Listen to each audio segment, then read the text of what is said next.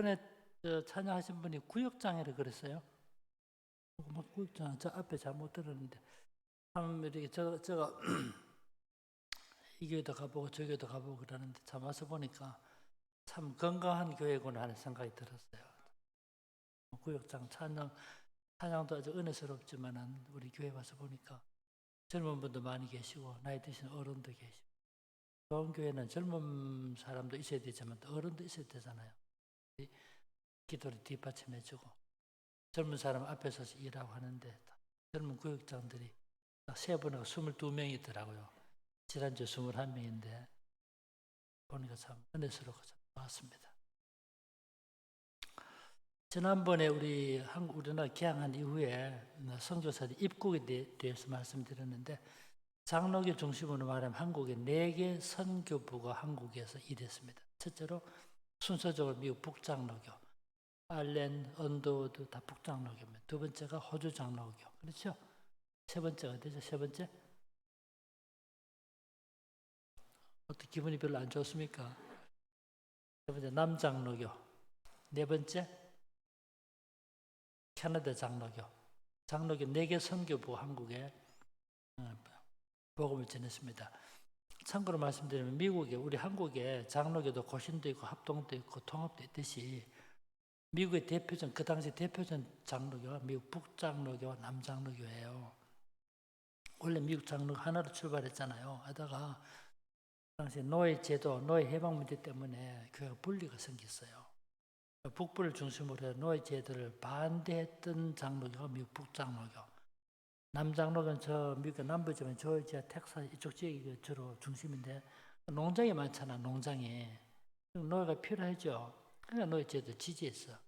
그때 링컨 대통령은 미국의 중공을 불러일으키려면 남부에 있는 노예들을 빼내가지고 북부로 보내면 중공을 일으킬 수 있는 거예요. 그래서 아브라함 링컨 대통령이 인도적 측면이 있었지만 전략적으로도 그게 미국에 유익하다 본 거예요. 그 남북 전쟁을 하게 되는데 그때 미국의 장로교가 분리게 된 거예요.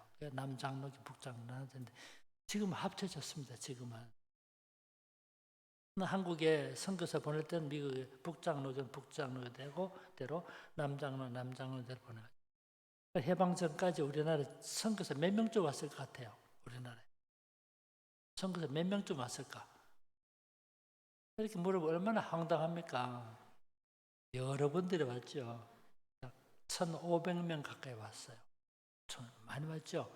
그 중에서 장로교 선교사가 약 70% 가까이 돼요.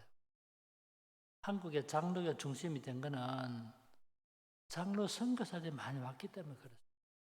그런데 감리교도 같은 시기에 장로교, 감리교 같이 한국 선교했죠. 그런데도 장로교가 월등히 성장했죠. 그 이유가 뭘까요?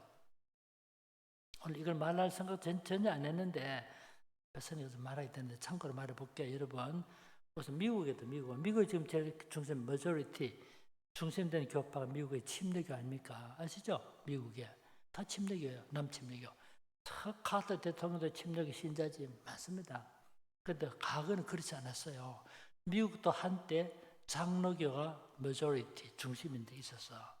근데 서부가 막 개척되고 할 때 인구가 유입되고 할 때 장로교는 뭐를 강조하냐면 신학 교육을 강조해요. 적당히 목사 안 시킵니다. 그리고 빨리 서부로 빨리 사람을 보내가지고 교회 개척하고 해야 되는데 장로교는 신학 교육을 강조한 거죠. 그런데 침례교는 어때요? 침례교는 학교 교육 중요시하지 않아요. 지금도 미국에서 침례교 있잖아요. 신학 공부 안 해도 내가 저 하나님의 분명 소명을 받았다면 목사 안수 줄 수 있는 거야.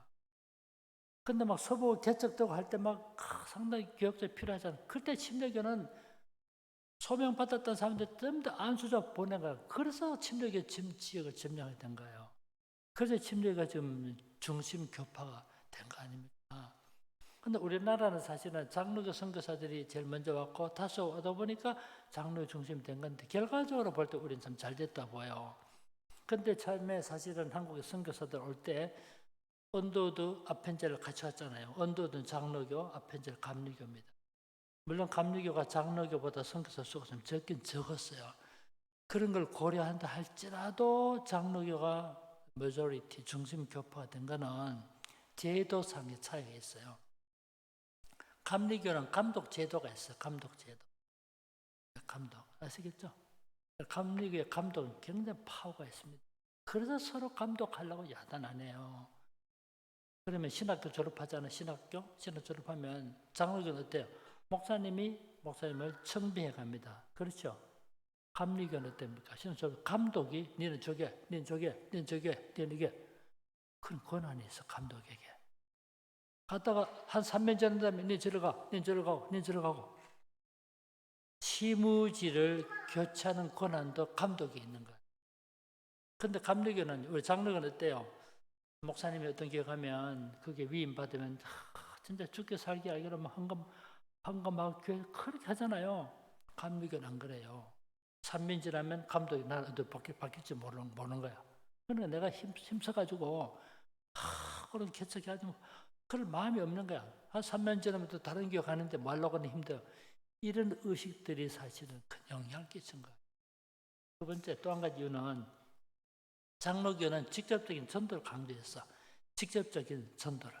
그런데 감리교는 여기 기관 선교를 그러는데 학교를 설립하고 병원을 설립하고 간접적 선교도 치중했어요. 그런데 세월이 지나고 보니까 장로교가 정신교회가 된 거예요. 좀 다른 얘기 했는데 우리가 지금 울산지방 살고 있잖아요.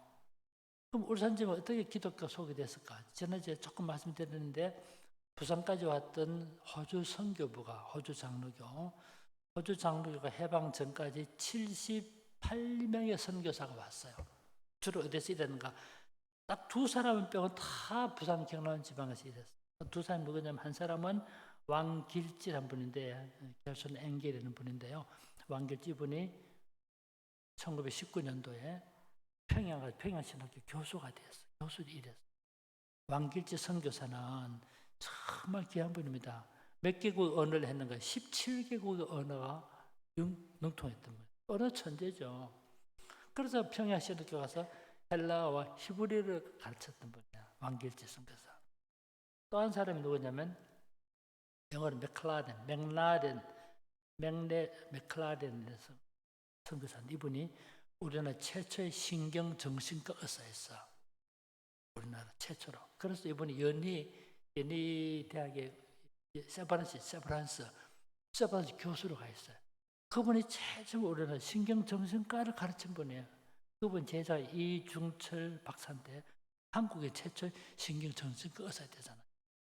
그 두 사람 말고 다 부산 경남에서 일했는데 부산까지 왔던 초기 호주 선교사들이 부산을 거점으로 두고 경남의 동부 지역, 그래 부산에서 해운대, 기장, 언양, 양산, 그 다음 쭉 올라가다가 울주, 울산 이 지역을 호주 선교부가 맡게 됐어요. 그래서 이 지방에 누가 왔는가? 제일 처음에 1891년에 왔던 맨지스 여사, 1893년에 왔던 켈리 여사, 그 다음 브라운 여자. 이 여자들이 부산 출발해가지고 그 당시 자동차 없을 때 아닙니까? 그렇죠?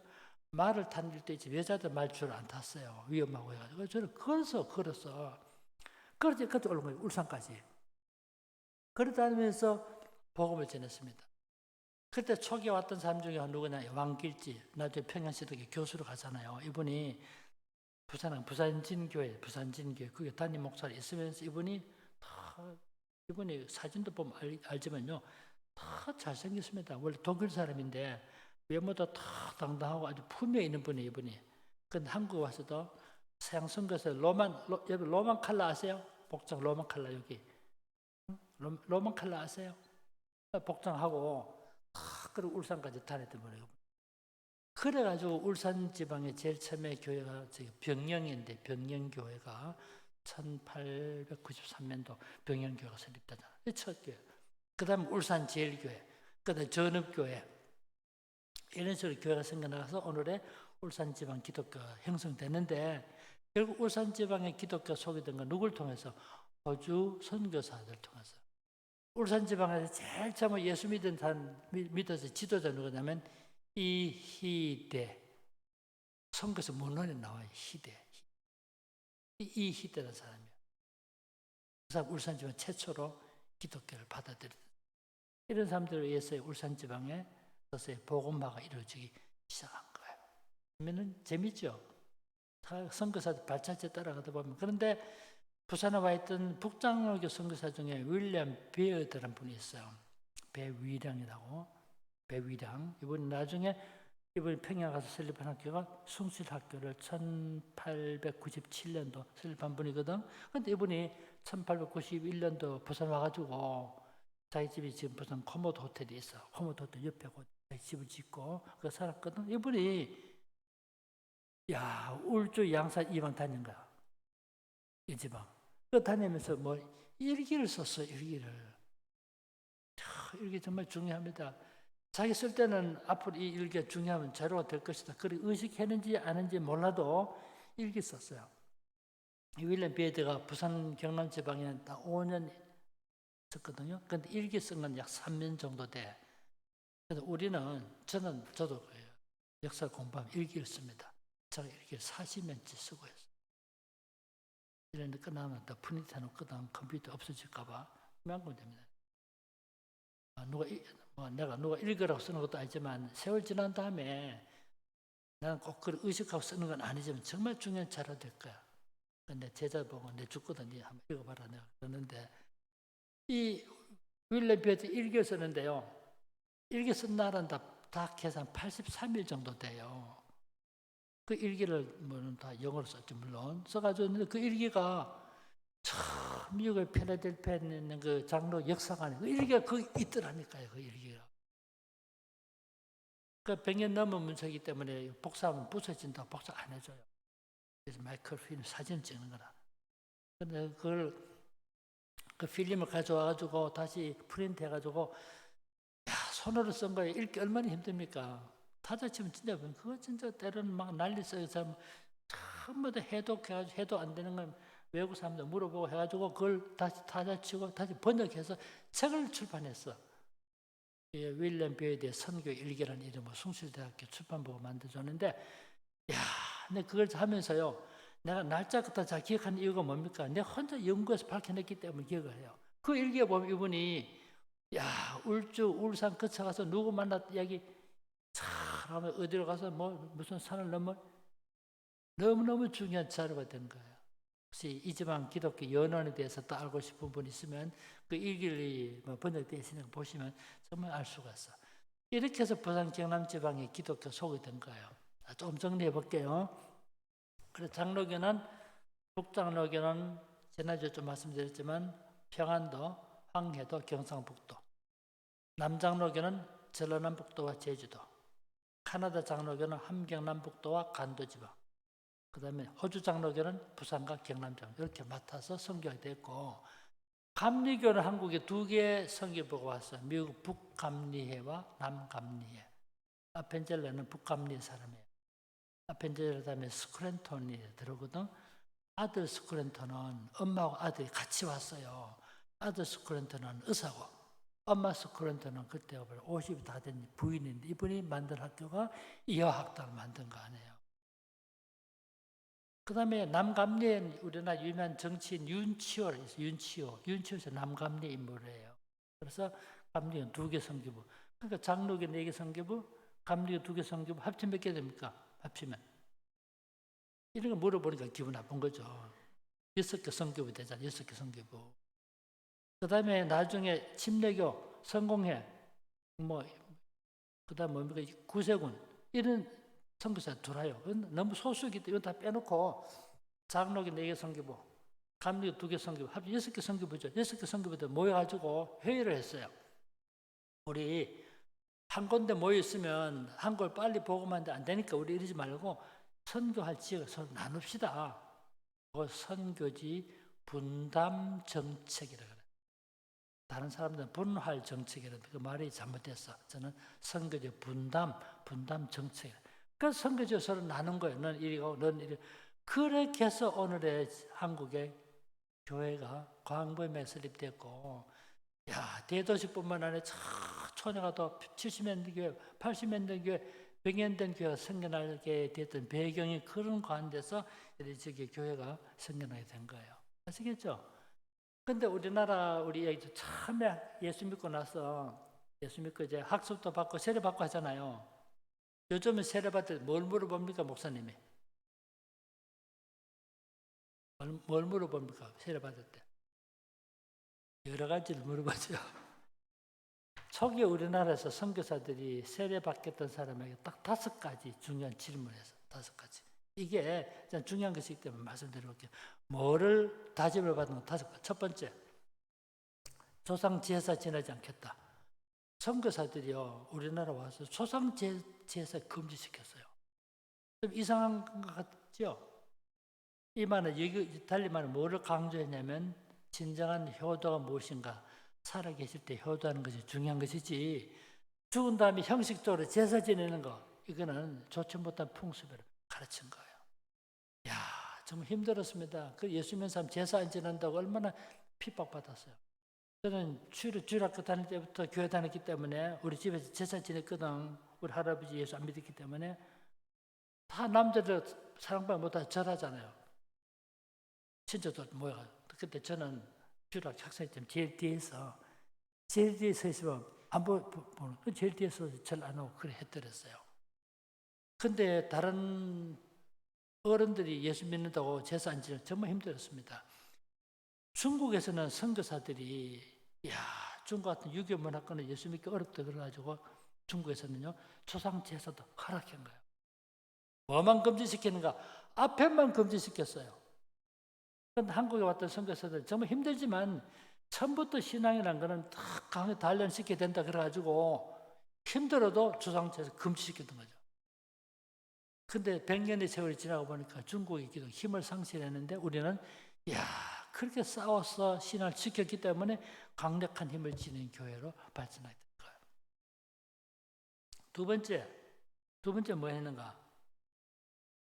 성수주의를 강조. 성수주의. 다 예수 믿겠다는 사람은 뭐를 보는 거 당장 성수주의를 하겠습니까? 성수주의.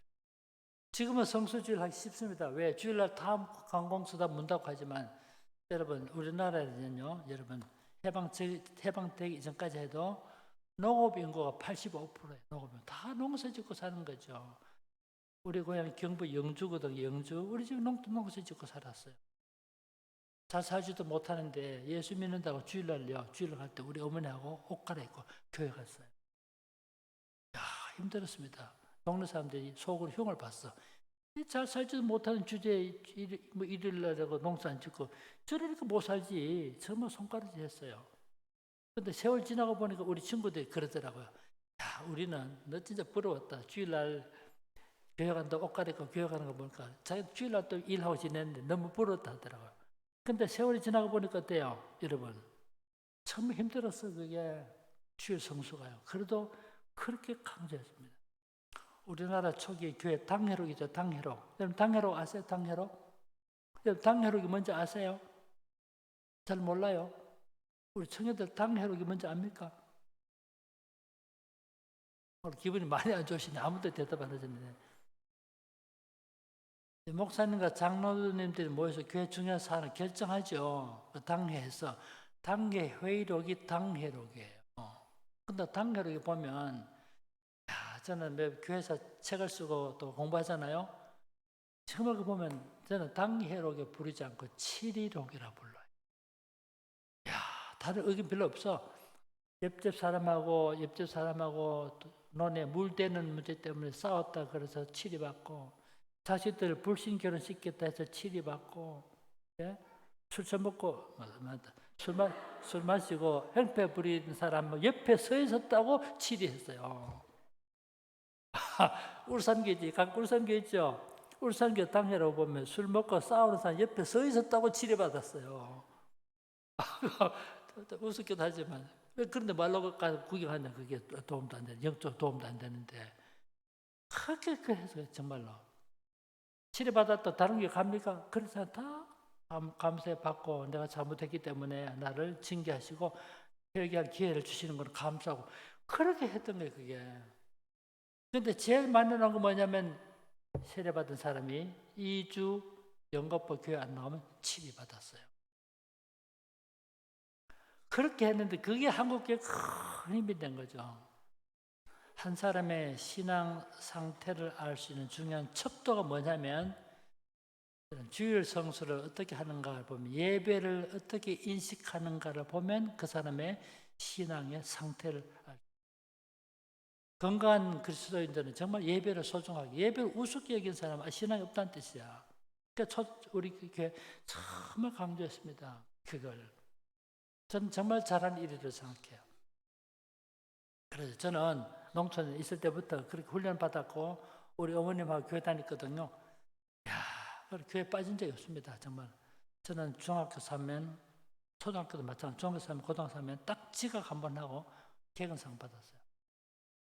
교회도요 한 번도 빠진 적이 없습니다. 왜 속으로 늘 어떤 생각하냐면 내가 안 간 주일날 정말 중요한 가르치면 내가 배우지 못한다 이런 의식이 늘 머릿속에 있어서 내가 안 간 그 주일날 뭔가 중요한 가르치면 내가 못 배우니까 진짜 그래 지냈는데 결국 이것이 어릴 때부터 배웠던 신앙 훈련이 아닌가 싶어요. 주일 성수 강조했습니다. 세 번째, 금주 단련을 요구해서 금주 단련, 술 마시지 말고 담배 피우지 말자 강조했어. 여러분 초기 한국에 선교사들 와서 초기에는요 술 담배 문제 삼지 않았어요. 중국처럼 앞편만 문제 삼아서 술 담배 금지하지 않았어요. 그 실제로요. 여러분 아실지 모르겠다. 옛날에 누가 뭐 옆집에 경조사가 있으면 어떻게 했습니까? 지금은 가서 돈을 주죠. 그죠? 장례질에 가서 5만 원도 내고 10만 원도 내고 결혼 축의금 3만 원도 내고 5만 원 내고 또 10만 원 내고 그걸 하죠. 그렇죠? 옛날 어떻게 했는데 옛날에 동네에서요 그 집에다 부조라 그랬어. 부조. 그래서 막걸리나 술 막걸리나 감주 아시 감주를 가지고 머리 이고 갖다 주는 거죠. 성탄절이 되면 농촌에서 그 당시 농촌에서 교회가 종을 치잖아요. 종 없이 그때 시기 없을 때 종소리 듣고 몇 시구나 알고 일어나서 농사 짓고 그럴 때가 아닙니까? 그래 동네 교회를 아주 좋겠다 여기있어요. 그래서 성탄절이 되면 동네 아줌마들이 빨래터에 모여가지고 이제 다음 주에 예수 생일이 된다. 그래가지고 술을 빚어서 막걸리를 그래가지고 주일날 아침에 교회에 갖다 놓는 거야. 그래 예배 마친 다음에 다 밖에 마당에 나와가지고 술 한잔 하시면서 우리 장로님 기도 너무 훌륭해 한잔 마시고 목사님 기도 너무 좋아서 한잔 마시고 그래 했더래서 실제적으로요. 처음에는 교회 올 때 저 신발 입구 있잖아요. 입구에 그 신발장이고 담뱃대를 놓는다. 그래서 놓는데 담뱃대 차를 쭉 놓고 예배드리고 나갔는데 자기 담뱃대 차도 밖에 담배 피우고 그랬던 거예요. 그러다가 선교사 들어오고 나서 약 10년 지난 1894년경부터 우리나라에서 야 이거 술 담배 그 뭐죠구나 선교사들이 알게 된 거예요. 처음에 몰랐는데 이렇게 한복 입고 다니면서 백이민족처럼 착한 사람인데 남자가 술 마시고 나니까 그만 정신 헷갈하잖아. 또 술 마시고 술 취해가지고 기분 나쁘다 부인을 때리는 거야. 부인이 기분 나쁘니까 어떡합니까? 부인이 걔를 주차하니까 걔는 아프니까 어때? 걔는 고양이 무릎을 얘기해요. 그러니까 이게 연쇄적인 반을 불러일으키는 거라. 이걸 보고는 야 이거 조선에서 술 마시면 안 되겠구나. 이렇게 착한 사람이 술 마시고 나니까 정신 잃어가지고 부인을 때리지. 부인은 걔를 물어보죠. 걔를 고양이 때려보죠. 이런 일들 보니까 안 되겠다. 그래서 금주 단연 운동을 전개한 거예요. 나라에서. 근데 세월이 지나고 보니까 전 정말 잘했다 싶어요. 국민 건강에 얼마나 큰 도움이 됐나요? 그래서 그때 우리 선교사들이요, 또 한국인 지도자들이 술과 담배를 금지하는 금주 단연 운동을 전개하면서 불렀던 노래가 금주가라는 노래였어요. 이게 신편 찬송가라고 1934년도에 만든 찬송가에 노래가 실려 있어요. 목사님 제가 불러봐도 돼요? 될까요? 이런 가사입니다. 금수강산 내 동포여 술을 입에 대지 마라. 건강지력 손상하니 천치될까 늘 두렵다. 마시지 마라 그술, 보지도 마라 그술. 우리 민족 복받기는 금주함에 있나니라. 이런 노래 있어요. 노래 들어보셨어요? 네? 금수강산 내 동포여 술을 입에 대지 마라. 건강지력 손상하니 천치될까 늘 두렵다. 마시지 마라 그술. 보지도 마라 그술. 우리나라 복받기는 금주함에 있나니라. 할렐루야. 할렐루야 없습니다. 노래. 이런 노래 불렀던 거죠. 이게 노래 몇 가지 있습니다. 전국 가사도 많이 있는데 정말 재미있는 가사들이 전국 술값 다 아파요. 학교 세요 보국하세 이런 노래들이 있는데 하나 가르친 거죠. 근데 우리 신자들 술 마시지 않고 담배 피우지 않은 것이 신자의 표식이 돼 있죠. 정말 잘한 거죠. 제가 초등학교를 졸업하실 때가 1964년도 2월 달에 초등학교 졸업했어요. 그러니까 2014년도 몇 주년 되나? 50주년 되나? 그때 동창회 한다고 내보고 오라 하더라고요. 저는 동창회 한데 한 번도 간 적이 없어. 동창회 한 날에 어느 날은 토요일 날. 토요일 날 하면 동창들 모임 가면 예수 안 믿는 친구도 있고 믿는 친구도 몇 개 있죠. 안 믿는 친구도 막 담배 피우고 막 술 마시는데 그 앉아있다가 주일날 가면 이게 마음이 편합니까 이게. 그래서 한 번도 안 갔습니다. 근데 50주년 됐다고 오라는 거야. 50주년. 네가 모두 니를 보고 싶어 한다고. 근데 안 갔는데 그 50주년이라는 거 조금 마음 움직이긴 하는데 그래도 한마디 딱 듣고 내가 가겠다 마음 먹는데 여자친구들이 저 보고 싶단다. 남자친구도 막 여자친구들이 저 보고 싶다 하더라고. 그래가지고 갔습니다. 근데 가서 보니까 야 오랜만에 만나는데 뭘 느끼냐면요. 예수 믿는 친구도 있었어. 장로도 있고 집사도 있는데 그때 제가 진짜 다 직감적으로 느낀 게 뭐냐면 야 예수 믿는 사람들이 일상 동안 술 안 마셔 담배 피우는 이게 하루하루 삶이 축적되다 보니까 피부 색깔이 다르더라고요. 예수 안 믿는 친구들은 우리 보통보다 10년 더 늙어 보여. 근데 예수 믿는 친구들은 훨씬 더 젊어 보이고 혈색도 좋고 그게 느낀 것이 뭐냐면 술 안 마시고 담배 안 피우고 이게 보통 그 일상이지만 그게 하루하루 축적된 삶이 결국은 이렇게 외형으로 나타나는구나 보이더라고요. 느꼈는데 술, 담배 하지 않고 사는 것이 얼마나 좋은 것인가 초기 선교사들이 가르치는 거예요. 첫째로 조상제사, 두 번째 성수주의, 세 번째 금주단연, 네 번째가 축첩을 반대. 축첩 무슨 뜻입니까? 축첩. 어르신들 알지만 축첩은 무슨 말인지 아시겠어요? 첩을 두는 거죠. 지금은 그런 사람 없지만 옛날에는요. 우리 동네도 돈 있는 사람은 자기 본부인 말고 첫 번째 부인, 두 번째 부인, 돈 많은 사람은 부인을 뒀어요. 이게 축첩. 일부 다처제가 아닌데도 불구하고 우리나라 원래 일부 일처제인데도 불구하고 핑계는 되죠. 뭐 아들 못 낳는다 하면서. 제가 교회도요. 교회 장로님인데도 부인이 둘이 있었어요. 참 이해가 안 간다. 아주 알고 보니까 예수 믿기 전에 첩을 뒀는데 예수 믿었다 해서 둘 중 한 명 돌아가게 할 수 없잖아요. 같이 지낸 거예요. 근데 선교사들 우리나라가 제일 고민했던 문제가 뭐냐면 첫째, 조상 제사 문제 어떻게 지도할 것인가. 두 번째, 첩을 둔 사람에게 세례를 줘서 교회 회원으로 받아들일 수 있는가 없는가. 이게 가지고 선교사 토론했어요. 이 문제 토론에서 제일 처음으로 이 문제 가서 논문을 썼던 사람이 윌리엄 비어드, 배위량 선교사 이 논문을 썼어요. 참 그래서 이 배위량 선교사하고 윌리엄 소알런 두 선교사가 서로 대립했어요. 윌리엄 비어드는 어떤 환경이라도 이거는 첩을 둔 사람은 세례 줘서 교회 회원을 받아들일 수 없다. 한국에 처음 교회를 세우면서 처음부터 분명한 표지를 세워줘야 이 한국이 건실한 복음주의 교회가 설립된다. 그 다음에 소알론이라고 소안론, 영어로는 소알론인데 소알론 선교사는 예수 믿기 전에 이미 첩을 뒀는데 예수 믿고 회개했는데 그렇다고 해서 첩 돌려보내고 그런 사람에게 세례 안 줄 수 있겠는가? 좀 간용을 입장에서 토론했어. 토론해서 서로 논문을 쓰고 싸웠던 거죠. 그 논문도 제가 우리나라 말 번역을 했어요.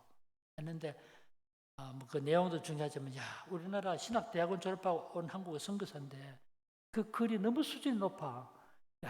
정말 선교사 정말 실력이 있었구나 그런 생각했어요. 제가 논란이 되는데 그래서 토론에서 결론은 뭐냐면 첩을 둔 사람에게는 세례 줘서 교회 회원으로 받아들일 수 없다. 결론이에요. 그래가지고 제가 첫날 말씀드렸는데 저 만주에서 복음을 전했던 복음을 가지고 우리나라 와서 복음 전했던 서상륜 있잖아. 서상륜 정말 귀한 분이야. 근데 장로 피택까지 받았는데 장로 장립을 못 받았어. 왜냐하면 자기 처변 아닌데 결혼했을 때 부모가 정해준 부인인데 결혼한 이틀이나 3일밖에 안 살고 헤어졌어요. 그리고 다른 여자 결혼했거든. 그 이유 때문에 이번에 장로 장립 안 시킨 거야. 그런 일이 있었어. 근데 어떻든 초기 우리나라에 농촌에 처벌 둔 사람 많이 있는데 이런 사람들을 어떻게 될까? 문제지. 그래가지고 예수 믿고 세례 받겠던 사람에게 처벌 주지 않겠다는 다짐을 받았던 거야. 아시겠죠? 이런 이 재미있지 않나요? 마지막 5번째. 그다음 노름을 하지 않겠다. 노름을 금지. 노름. 야, 지금 오락할 수 있는 뭐 엔터테인먼트 할 수 있는 게 많잖아요. 옛날에는 몇 번입니까? 농사 짓기, 농번기, 바쁠 때는 농사 짓고, 농한기가 12월달, 1월달, 2월달 때 농사 못 짓어. 그때는 농한기 되잖아. 농한기 되면 어째 했어요? 난 진짜 그 본 적 있어, 우리 농촌에도. 그 동네 어른들 모아가지고 막걸리 마시면서 노름하는 거, 하토 치고, 노름을 그냥 합니까? 1년 동안 농사 짓는 거 재산 다 탕진하는 거야, 그거를. 본인 고생하죠, 부인 고생하죠, 자식들 고생하죠. 정말 그 폐단이 보통 많이. 그래서 선교사들이 노름을 해서 안 된다는 것을 가르쳤고 세례 받을 때 노름하지 않겠다는 다짐을 받았던 거예요. 요 5가지요.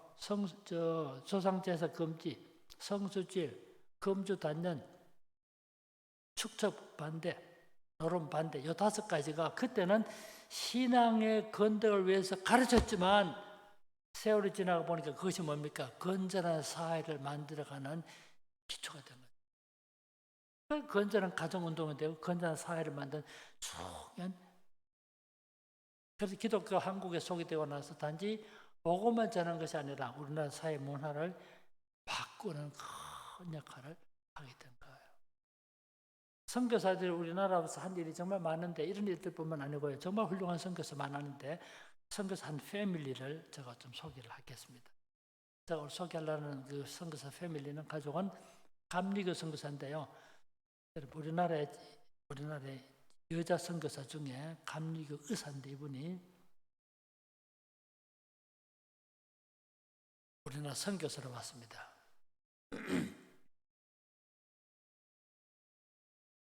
그 다음에 1년 후에 남자 선교사 우리나라 왔어요. 남자 선교사 이름이 윌리엄 홀, HALL, 윌리엄 홀인데 역시 감리교 선교사. 이분이 약혼자 했어요. 근데 부인은 한국에 선교사 오고 남편은 인도로 가려고 그러는데 당시 약혼했는데 조선으로 가야지 왜 인도로. 그래서 다시 임질 받고 한국 오게 된 거예요. 1890년에 여자 선교사 오고 이듬해 1891년에 남자 선교사 와서 우리나라 와서 평양에서 결혼했어요. 이 평양에서 첫 번째 외국인이 결혼했어요. 그래서 남편은 평양에 있는 병원에서 일하고 부인은 서울의 병원 중에 그 보구여관 이런 병원이 있었어. 좀 설명해 볼게요. 여러분 우리나라 선교사 제일 처음 와서 서울에 병원을 설립했죠. 그 무슨 병원이죠? 알렌이 설립한 병원? 그게 무슨 병원? 한국의 최첨한 알렌 의사가 서울에 와서 병원을 설립했잖아. 이게 무슨 병원이에요? 예?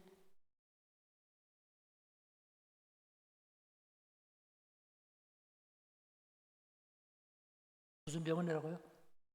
잘 모를 때는 좋은 병원을. 예? 예, 잘하시네. 처음에는 이름은 광해원. 열필 광도 은혜자 광해원 하다. 기원 13일 후에 이름을 제중원 바꿔. 제중이란 말은 뭡니까? 민중을 구제한 집이란데 제중을 바꿨죠. 그 제중은 나중에 이름이 뭐로 바뀌죠? 이름이 뭐로? 세브란스로 바뀌었잖아. 세브란스. 그렇죠? 그 세브란스 바뀌었 또 나중에 뭐가 됩니까? 이게 지금 연세대학교 부속병원에 연세대학교 의료원이 됐잖아요. 네, 이야기부터 먼저 해야 되겠는데 원래 광해원을 알렌 설립했다가 개원 13일 후에 고종황제 이름을 지어주기 때문에 제중원을 바꿨거든. 근데 제중원의 원장으로 왔던 사람이 30대 초반에 캐나다 출신 병리학자 에비슨 박사가 원장 온 거예요. 에비슨 박사. 30대 초반인데. 근데 에비슨 박사 원장 있을 때에 이분이 진짜 훌륭한 의사인데요.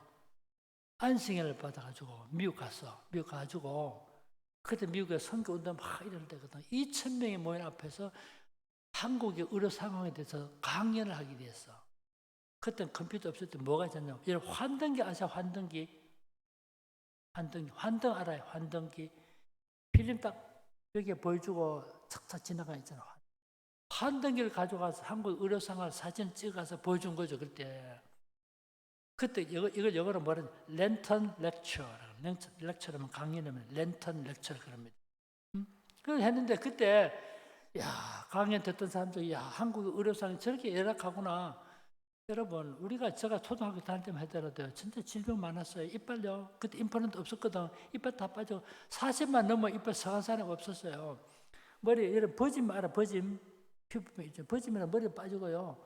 폐결핵 많이 죽었어요. 그때.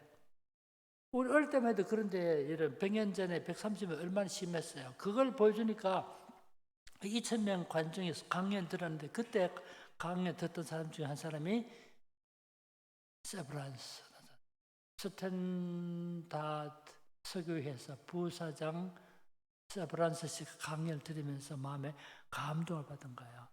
야, 지구상에 저렇게 열악한 나라가 있구나. 그래서 감동이 들어가지고 헌금할 마음이 생겨가지고 이분이 강연 끝난 다음에 에비슨 박사 내가 조선을 위해서 1만 달러를 헌금하겠습니다.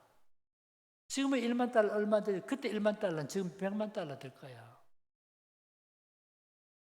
그 돈을 가지고 우리나라 와서 병원을 설립하고 여기서 건축하고 그 이름을 그 돈을 기부해 준 사람 이름을 따다가 세브란스로 개칭하게 된 거야.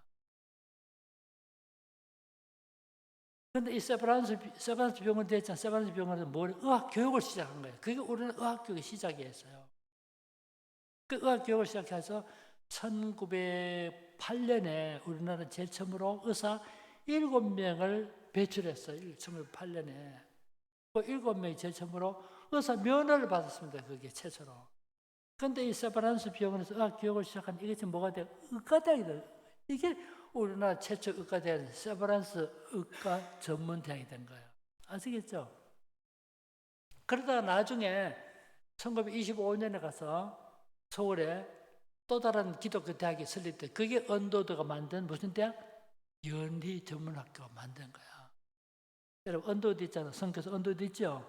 언더드 형님이 존 언더드인데 존 언더드인데 언더드 형님이 뭐한 사람이냐면 타자기를 개발한 사람이에요. 미국에서. 이야 대단합니다. 그때 컴퓨터 없을 때 얼마나 타자기 만들었으면 그 언더드 타자기. 혹시 여러분 다니다가 그저 고물상 있죠. 고물상 있죠. 고물상 가서 언더드 타자기 있으면 하나 사놓으세요. 그거는 언더드 형님이 창업한 그 회사 제품이기 때문에 유명한 보물이에요. 보물. 즉 일부러 그거 사는 사람이 있어요. 저는 하나 가지고 있습니다. 저는 가진 촉이 그만 커요. 점점 기술이 발전을 하면서 점점 소형화도 가보이죠. 저 갖고 이만큼 무거운 거. 그런데 그 형님이 그래 언더우드 타자기 만들어 번 돈 가지고 한국에 동생 브레이스 언더우드 보내가지고 그 돈을 가지고 저 소연회동에 18만 평입니까 땅을 사. 그게 지금의 연세대학교 부재된 거 아니에요. 그런데 처음에 만들 때 이름이 연희 전문학교였어. 그러다가 세월 지난 다음에 6.25 전쟁이 일어났죠. 전쟁 끝났다 서울 수보고 올라갔죠. 가다 1957년도에 교회 지도자들이 우리 서울에 연희 전문학교도 있고 세브란스 전문학교 있는데 이게 둘이 합치자 학교를 하나. 그래가지고 연희 전문학교 연자에다가 세브란스의 세자 합쳐서 그래서 연세대학교 된 거예요. 그 연세대학교 되니까 세브란스 병원에 자동적으로 대학교 부속 병원이 된 거예요. 그래서 광해원, 제중원, 세브란스 병원을 이름 맡던 병원이 지금의 연세대학교 부속 병원이 된 거 아닙니까? 이해하셨죠? 근데 서울에 요거 여기까지만 하고 마칠 때 너무 속으로 야 이거 오늘 마지막 날이라는 것도 길게 해가지고 우리를 고통스럽게 만드는 거 아닌가 이렇게 걱정하는 분이 눈치를 보려 있는 것 같은데 마칠게요. 근데 서울에 제일 처음에 제종원 병원이 있었잖아요. 감리교 선교사 스크랜턴이 만든 병원이 두 번째 병원 시병원이에요. 시가 무슨 뜻일까요? 생각해보면 시병원인데 뭐 같아요? 예? 이렇게 질문하면 피곤한 사람도 정신이 바짝 들더라고. 무슨 시자 같아요? 예? 그 영어 아니고 한문으로 시. 예? 오늘 의견 한번 물어보고 기분 나쁘지만 좀 물어보고 가자.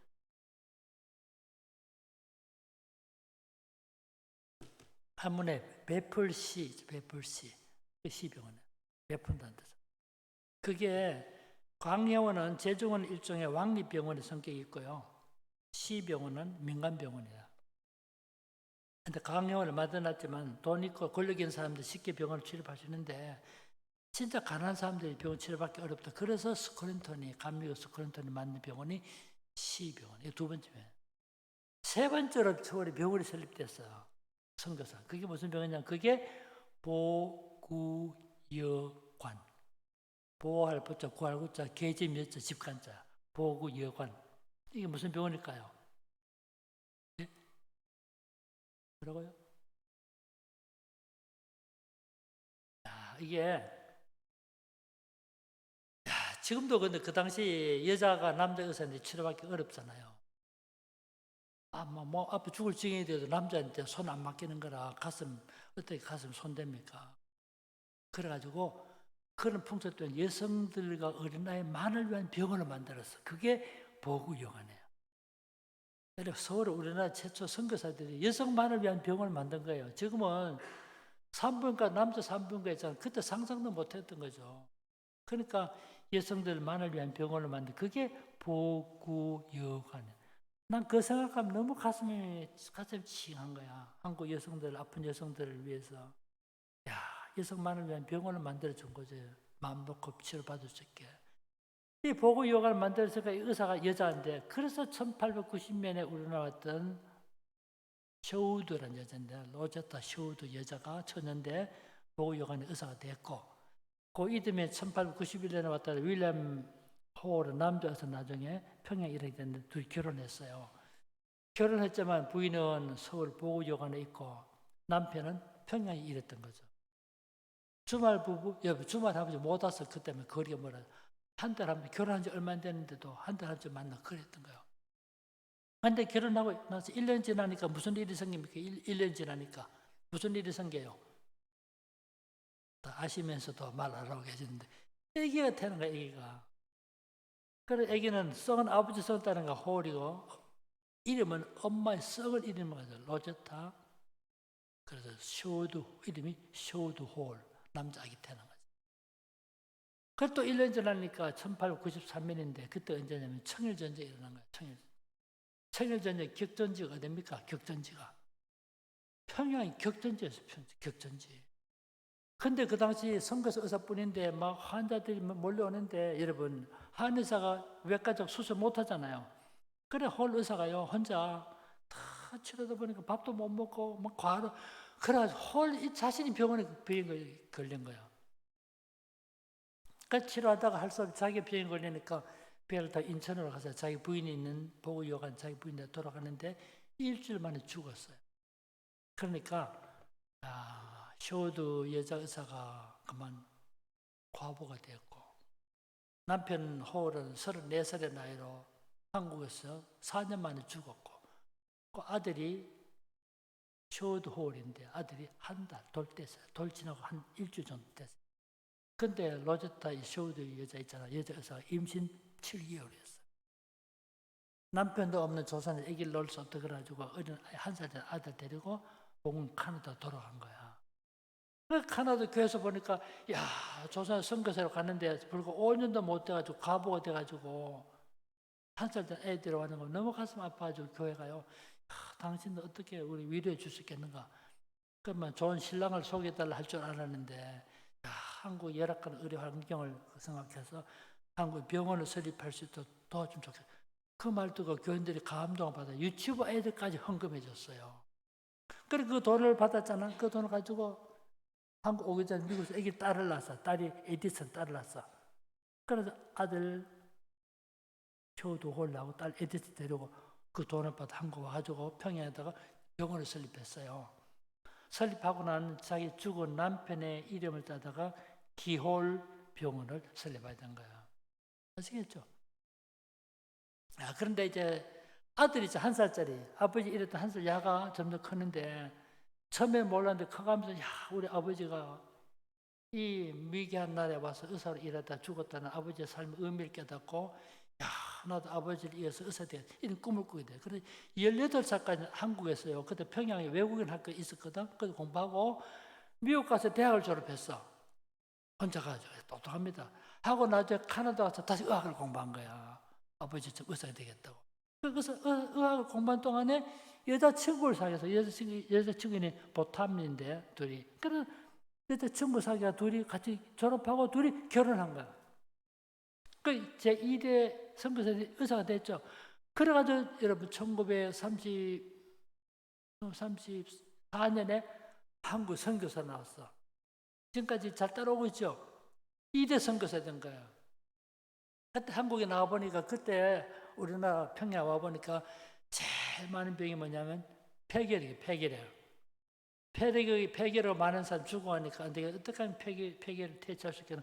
그렇게 고민하던 끝에 이 쇼드홀 의사가 개발한 것이 크리스마스 시를 개발한 거예요. 크리스마스 시를 아세요?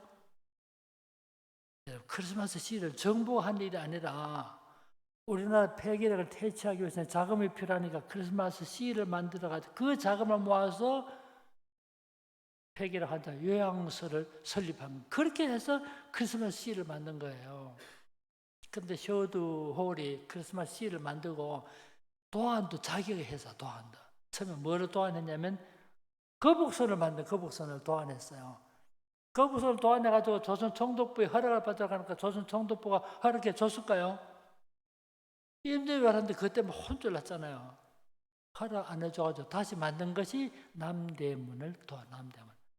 우리나라 최초의 크리스마스 시리 남대문을 만든 거예요.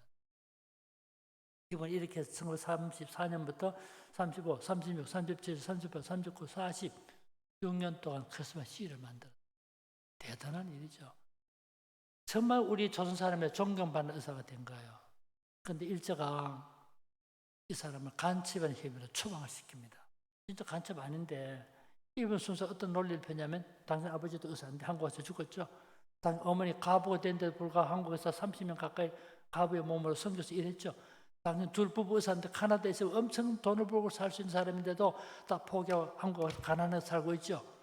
필경 다른 목적이 있다. 간첩 활동이다. 그때 쇼드 홀이 유명한 말을 했습니다. 잘 들어봐요. 그 일본 그다음에 순사 보고 고등기 행차 보고 당신은 당신이 받는 봉급과 관계없이 천황을 위해 봉사하듯이 내가 받는 봉급과 관계없이 나의 왕 그리스도를 위해 봉사합니다. 이런 말을 해요. 당신은 당신이 받는 봉급과 관계없이 천황을 위해 일하듯이 난 내가 받는 봉급과 관계없이 나의 왕 그리스도를 위해 봉사합니다.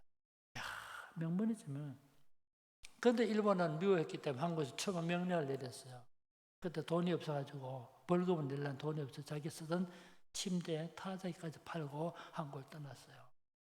한국을 떠나서 어디로 가냐면 저 인도와 파키스탄 접경지대 해발 고지 해발 500 고지.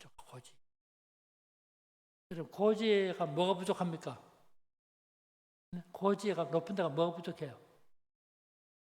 네? 공기가 부족하다고요? 다 부족해요. 다.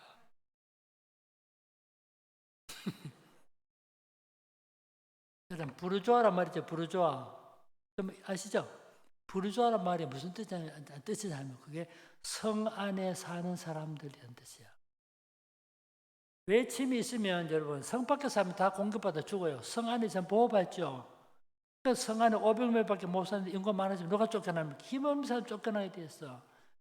그래서 이 귀족들 잘 사는 사람을 부르주아라 말하는 요 말이 성 안에 사는 사람들인 뜻이야. 제일 가난한 사람들이 너무 꼭 떠올라가. 그러니까 공기 안 좋으니까 어느 병이 무슨 병이 많겠어요. 기관지 안 좋을 수밖에 없는 거지. 그러니까 고지 제일 열악한 사람들 사는 그 동네 가서 마지막 14년을 봉사했어요. 한국에서 16년, 인도 파키스탄 접견 14년. 야, 그러다 나이 많아가지고 은퇴해서 카나다 돌아간 거야. 선거 지도자들 보니까 당장 아버지 한국에서 4년, 당장 어머니는 가부에서 한국에서 28년, 당장 둘 부분 한국에서 16년, 인도 파키스탄 접견 14년 다 합치니까 200년 가까이 되는 거야. 그 세월 동안 선교지시 일했으니까 그 경험을 한 권 책으로 남겨두면 다음 세대에 얼마나 중요한 자료가 되지 않겠습니까? 그 요청을 받고 이 나이 많은 쇼도홀이 책을 썼어요. 그 책이 뭐냐면 영어로 현미경을 들고 아시아와 한국에 왔어요. 책이에요. 우리나라 말 번역됐습니다. 그 번역본이 지금은 좋은 씨앗에서 만들었는데 닥터 홀의 조선회상이라는 책이에요. 닥터 홀의 조선회상. 아주 감동적이면 아주 책을 참 감동적인. 근데 이분이 그렇게 우리나라에서 봉사하다가 98세 때 둘 부부가요. 남편하고 아내가 딱 한 달 차이로 둘이 죽어요. 근데 이 쇼드 홀이 살아있을 때 이 책이 우리나라 말로 번역돼요. 그때 동아일보 사서 만들었는데 닥터 홀의 조선회상. 나는 그 책을 알지만 모르니까 사람들이 안 사간 거야. 내가 책 읽으면 너무 감동적이더라고. 근데 책 뒤에 보니까 카나다에 있는 한국인이 번역했는데 이 노부부가 조선을 위해서 일생을 헌신했던 노부부가 카나다 토론토에 있는 무슨 요양원에서 노후를 보내고 있으니까 위로의 편지를 쓰실 분은 이렇게 편지 쓰십시오. 주소가 있더라니까요. 그때 1982년도, 3년도 그 무렵에. 그래서 제가 편지 썼어요. 영어 실력을 다 총동원해가지고 한국을 위한 당신의 봉사는 우리들 기억 속에 영원히 사라지지 않을 것입니다. 다 써서 보냈더니 답장이 왔더라니까요. 이 노인이 98세인가 97세니까 막 삐뚤삐뚤하게 너무 고맙다고. 그래서 세상 떠났는데 부인하고 남편이 한 달 사이에 죽었어. 그때 요원이 자기를 조선에 묻어달라. 그래서 서울 양화진에 묻을만. 제가 선교사 한 가족을 말씀드렸는데 대를 위해서 복음을 위해서 일했고 한국을 위해서 일했던 겁니다. 뒤돌아보면 이런 선교사 가족도 있었기 때문에 오늘의 한국이 복음화되었고, 우리나라 제가 다 말씀 못 드리지만 초기 이야기만 했지만 진짜 선교사와 한국인들의 헌신과 수고, 봉사, 남모르는 아픔과 고뇌를 가슴에 안고 주를 섬겼던 이 헌신들이 다 그것이 씨앗이 되어서 오늘의 결과를 가져옵니다.